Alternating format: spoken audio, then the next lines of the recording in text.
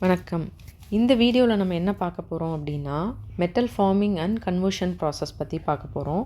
ஒரு மெட்டலை வந்துட்டு எப்படி ஃபார்ம் பண்ணுறாங்க, அதை வந்துட்டு என்னென்ன ஷேப்ஸ்க்கு நம்ம கன்வெர்ட் பண்ணலாம் அப்படின்ற கன்வர்சேஷன் ப்ராசஸ் வரைக்கும் நம்ம டீட்டெயிலாக பார்க்க போகிறோம்.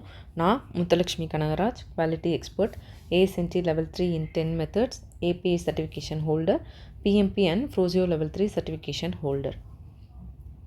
Metal forming and conversion process. First ஒரு ஸ்டீல் மில்லோட லைஃப் சைக்கிள் என்ன அப்படின்றத பார்க்கலாம். இப்போ நம்மளுக்கு ஒரு மெட்டல் ஃபார்ம் பண்ணுறதுக்கு என்னென்ன இன்க்ரீடியன்ட்ஸ் தேவை அப்படின்னு பார்த்தோம்னா, iron ore, coke, limestone, recycled steel. இதை தான் வந்துட்டு நம்ம வந்துட்டு நம்மளுக்கு ஒரு மெட்டல் ஃபார்ம் பண்ணுறதுக்கு தேவையான இன்க்ரீடியன்ட்ஸ், அதாவது அலாய் எலமெண்ட்ஸ் அப்படின்னு சொல்லுவாங்க.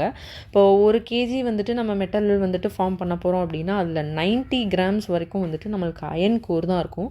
பேலன்ஸ் இருக்கிற அந்த 10% தான் வந்துட்டு கார்பன் கண்டென்ட்டோ இல்லை நிக்கல் கண்டென்ட்டோ இல்லை சல்ஃபர் கண்டென்ட்டோ ஆட் பண்ணுவாங்க. ஸோ அது வந்துட்டு பேஸ்ட் ஆன் அந்த மெட்டலோட ப்ராப்பர்ட்டியை பேஸ் பண்ணி இருக்குது. பட் மேக்ஸிமம் வந்துட்டு அயன் கோர் தான் வந்துட்டு ஒரு மெட்டலாக ஆக்குப்பை பண்ணியிருக்கும்.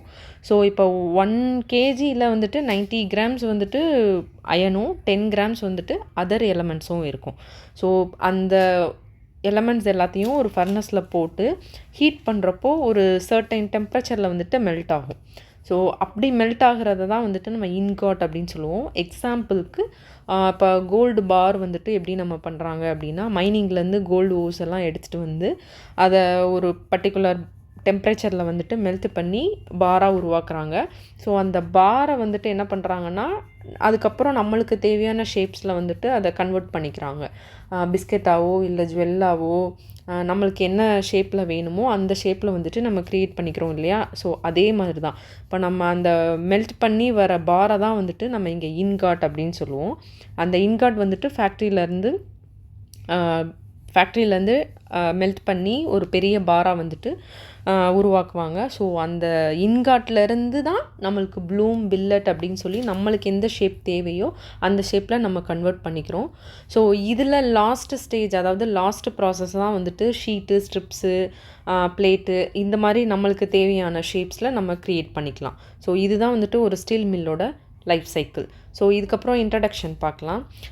இன்ட்ரடக்ஷன் வந்துட்டு மெட்டல் ஃபார்மிங் அப்படின்னா என்ன அப்படின்றது, ஒரு மெட்டலை வந்துட்டு நம்மளுக்கு தேவையான ஷேப்பில் ஃபார்ம் பண்ணுறதுக்காக நம்ம அப்ளை பண்ணுற ஃபோர்ஸ்.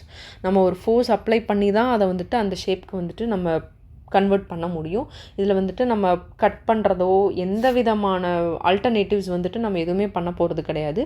ஒரு பெரிய ரா மெட்டல் பிளாக் இருக்கும், அதை வந்துட்டு நம்மளுக்கு தேவையான ஷேப்ஸில் வந்துட்டு சேஞ்ச் பண்ண போகிறோம். அதுதான் வந்துட்டு conversion means turning raw metal blocks into useful shapes. அதை பாராவோ, ஷீட்ஸாவோ, வயர்ஸாவோ, ரோல்ஸாவோ நம்மளுக்கு என்ன விதமாக தேவைப்படுதோ அந்த மாதிரி நம்ம கன்வெர்ட் பண்ணிக்க போகிறோம். எக்ஸாம்பிளுக்கு நம்ம லாஸ்ட் டைம் கோல்டு பார்த்தோம் இல்லையா. இப்போ வந்துட்டு க்ளே எடுத்துக்கலாம். க்ளேயை திங்க் பண்ணிக்கோங்க. இப்போது க்ளேயை வச்சு ஒரு பெரிய க்ளே இருக்குது அப்படின்னா அதை வச்சு நம்மளுக்கு என்ன டிஃப்ரெண்ட் ஷேப்ஸ் வேணுமோ அந்த மாதிரி ஷேப்ஸ் வந்துட்டு நம்ம ஹீட் பண்ணியோ இல்லை ஹெவி மிஷின்ஸில் வந்துட்டு அதை ரோல் பண்ணியோ அந்த மாதிரி நம்மளுக்கு தேவையான ஷேப்ஸை நம்ம க்ரியேட் பண்ணிக்கிறோம் இல்லையா. அதே ப்ராசஸ் தான் இருக்கும். இன்காட்லேருந்து ப்ளூம், ஸ்லாப், பில்லட், இந்த 3 ஷேப்ஸ் வந்துட்டு கொண்டு வராங்க. இன்காட் அப்படின்றது தான் அந்த லார்ஜ் மெட்டல் பிளாக், பெரிய மெட்டல் பிளாக்காக கொண்டு வருவாங்க. ஸோ இதுதான் வந்துட்டு இன்காட் அப்படின்னு சொல்லுவாங்க. இந்த பெரிய மெட்டல் பிளாக்ஸ் இருக்குது பாருங்கள், இதுதான் இன்காட். இப்போ ப்ளூம் அப்படின்னா லார்ஜ் ரெக்டாங்குலர் செக்ஷன். இந்த ரெக்டாங்குலர் செக்ஷன் இருக்குது இல்லையா, இதுதான் வந்துட்டு ப்ளூம் அப்படின்னு சொல்லுவாங்க.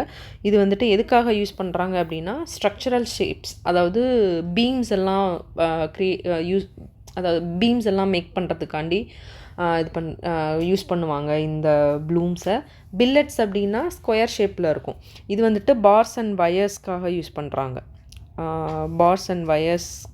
இந்த பில்லட்ஸ் யூஸ் பண்ணுறாங்க. ஸ்லாப் வந்துட்டு ஃப்ளாட் அண்ட் ஒயிட் சர்ஃபேஸாக இருக்கும்.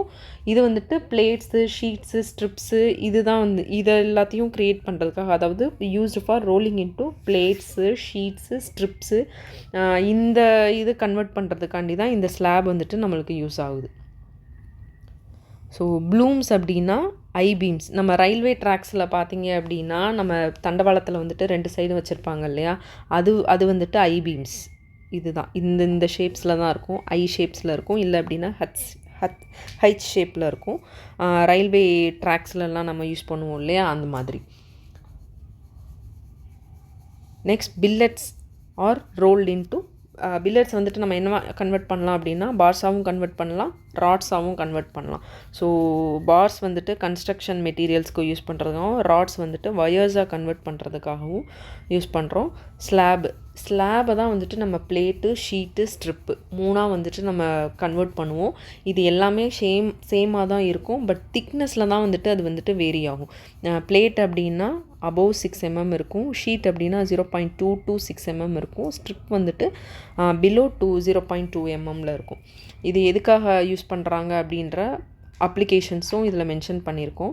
ஸோ பிளேட்ஸ் வந்துட்டு ஷிப் பில்டிங்லேருந்து ப்ரெஷர் வெசல் இதெல்லாம் இதுக்காக யூஸ் பண்ணுறாங்க. ஷீட்ஸ் வந்துட்டு used in appliances and auto bodies. இதுக்காக ஆட்டோ பாடிஸ்லாம் பார்த்திங்க அப்படின்னா ஷீட்ஸ் ரொம்ப மைன்யூட்டாக தான் இருக்கும், 6 mm வரைக்கும் தான் இருக்கும். ஸோ ஸ்ட்ரிப் வந்துட்டு 0.2 mm, below 0.2 mm coils and பேக்கேஜிங்காக யூஸ் பண்ணுறாங்க. ஸோ இப்போ metal forming and conversion process பற்றி நம்ம டீட்டெயிலாக பார்த்தோம். அதே மாதிரி டிஃபெக்ட்ஸ் அண்டு டிஸ்கண்டினியூட்டிஸ்க்குரிய டிஃப்ரென்சஸ் என்ன அப்படின்றத நெக்ஸ்ட் வீடியோஸில் பார்க்கலாம். என்னென்ன டிஃபெக்ட்ஸ் இருக்குது, டிஸ்கண்டினியூட்டிஸ்னால் என்ன அப்படின்ற டீட்டெயில்ஸ் எல்லாத்தையும் நெக்ஸ்ட் அப்கமிங் வீடியோஸில் வந்துட்டு நம்ம டிஸ்கஸ் பண்ணலாம். தேங்க்யூ.